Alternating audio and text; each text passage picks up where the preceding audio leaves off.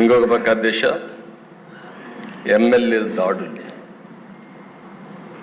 అబ్దుల్ సలాం ఆ కుటుంబాన్ని నేను ఇప్పుడు కూడా మర్చిపోలేకపోతున్నా.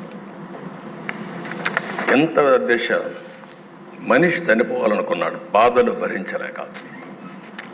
చనిపోవాలనుకుంటే వీళ్ళు మాట్లాడే మాటలిన తర్వాత నువ్వు చనిపోవాలనుకున్నా నిన్ను ప్రశాంతంగా చనిపోని నీ భార్య ఉంటుంది, గుర్తుపెట్టుకో, ఏం చేస్తాం చేసి చూపించమంటే, నేను చనిపోయిన తర్వాత నా భార్యని ఏం చేస్తారో అని ఆలోచించి భార్య భర్త ఇద్దరు చనిపోవాలని ఆలోచించుకుని ఇద్దరం చనిపోవాలని మాట్లాడుకుని అప్పుడు మళ్ళీ ఆలోచించి మనం ఇద్దరం చనిపోతే ఈ ఇద్దరు పిల్లలు అనాథలైపోతారు, ఏం చేయాలని ఆలోచించినప్పుడు కాదు నలుగురం కూడా చనిపోవాలని నిర్ణయించుకుని నలుగురు వెళ్ళి రైల్వే ట్రాక్ మీద వాళ్ళిద్దరి పిల్లల్ని కట్టేసి ఆ ట్రాక్ కింద పడి బలవంతం మరణం చేసుకున్నారంటే అది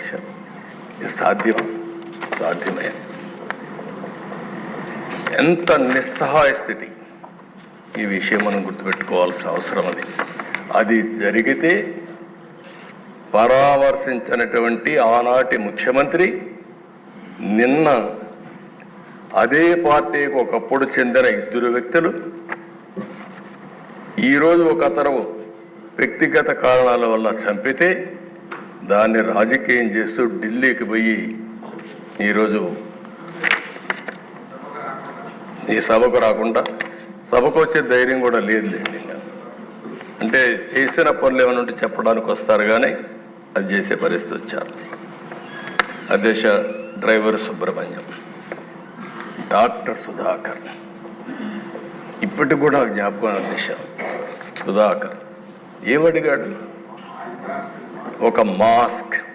మీ హాస్పిటల్ అధ్యక్ష నర్సీపట్నంలో పనిచేశాడు, one of the best doctor.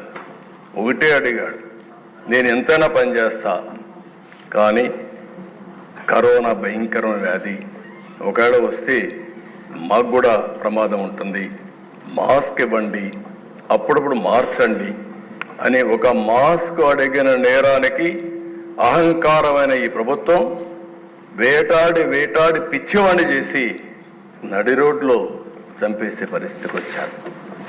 అది చూస్తే చాలా బాధేస్తున్న దిశ. ఒక ఓం ప్రతాప్ వీళ్ళు పెంచిన లిక్కర్ రేట్ని గురించి విమర్శించాడని నెపంతో వాణ్ణి ఏం చేశారు? ఇప్పుడు కూడా దిక్కుదిలిన పరిస్థితి, ఆత్మహత్య కింద క్రియేట్ చేసే పరిస్థితికి వచ్చారు.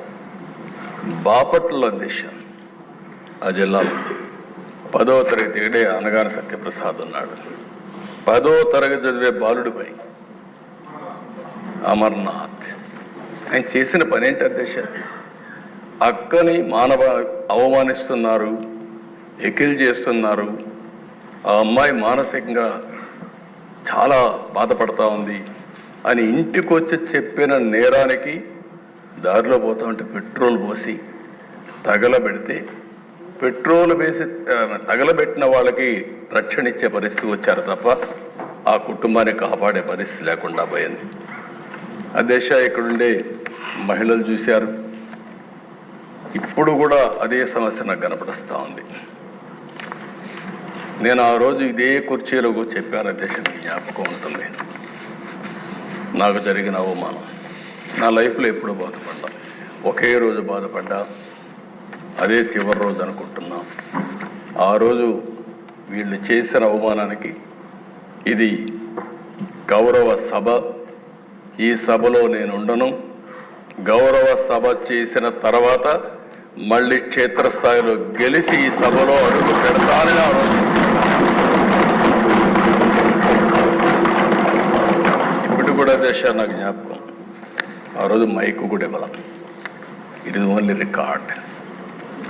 అక్కడి నుంచి ప్రజల్లోకి వెళ్ళాం, మళ్ళా తిరిగి ఇక్కడికి వచ్చాం. అధ్యక్ష ఇదే కాదు, ఎంతమంది ఆడబిడ్డల పైన, గౌరవంగా బ్రతికే ఆడబిడ్డల పైన ఎన్ని విధాలుగా సోషల్ మీడియాలో పోస్టింగ్స్ పెట్టారు, ఎన్ని విధాల అవమానం చేశారు, ఇప్పటికి కూడా ఎన్ని విధాల అవమానం చేస్తున్నారు. కడాన అధ్యక్ష ఒక రాజకీయ నాయకుల పైన కానీ ఎమ్మెల్యేలుగా ఉండే వ్యక్తులపైన కడాన అధ్యక్ష ఎన్నిసార్లు పవన్ కళ్యాణ్ గారిని వ్యక్తిగతంగా విమర్శించారంటే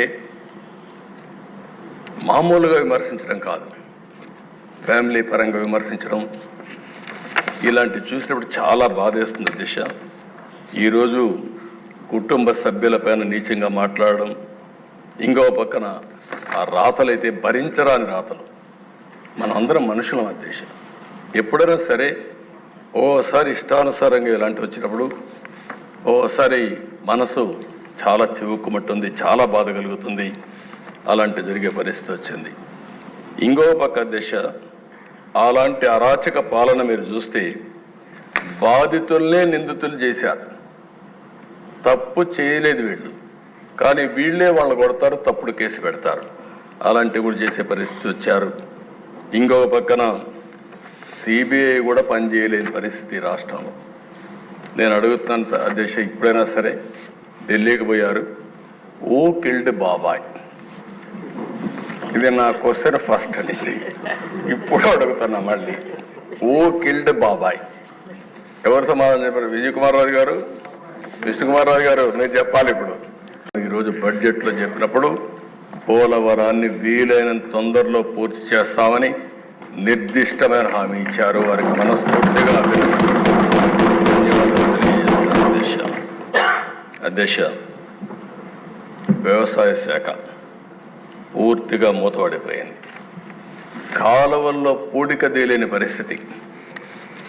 అదే మరి ఎక్కడికక్కడ డ్రైన్స్ ఉంటే డ్రైన్స్ కూడా పూడిక తీయకుండా ఎక్కడికక్కడ రాష్ట్రంలో వర్షాలు పడితే పొలాలన్నీ మునిగిపోయే పరిస్థితి వచ్చింది.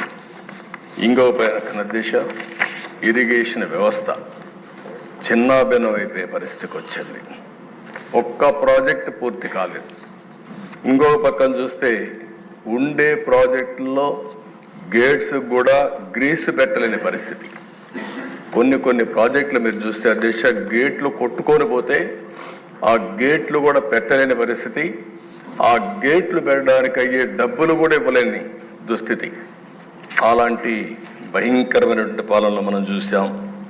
ఇంకొక పక్కన దేశ ప్రభుత్వ టెర్రరిజంతో పెట్టుబడులు పరారైపోవడం. నాకు అమర్ రాజా ఇండస్ట్రీస్ ఒకప్పుడు దేశ ఏదైతే అమర్ రాజా పెట్టారో వాళ్ళంతా ఒకటి ఆలోచించారు. చిత్తూరు జిల్లా, మేము మా జిల్లాలో ఇండస్ట్రీ పెట్టాలని ఇండస్ట్రీ అతను పెడితే అతన్ని ఎన్ని విధాల ఇబ్బందులు పెట్టాలని ఇబ్బందులు పెట్టి ఇప్పుడు పెట్టుబడులు వేరే రాష్ట్రానికి పోయే పరిస్థితి వచ్చింది. అంటే సొంత రాష్ట్రంలో పుట్టిన పారిశ్రామికవేత్త కూడా పెట్టుబడి పెట్టలేని పరిస్థితి, పెట్టినా కాపాడుకోలేని పరిస్థితి వచ్చిందంటే అది ఆనాటి దుస్థితి. 24% నిరుద్యోగం.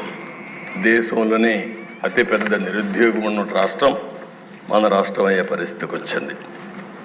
5 ఏళ్లలో అధ్యక్ష విపరీతంగా క్రైమ్ రేటు పెరిగింది. దళితుల హత్యలు పెరిగిపోయినాయి. Door delivery. నిన్నే నాకు ఆశ్చర్యం వేసింది.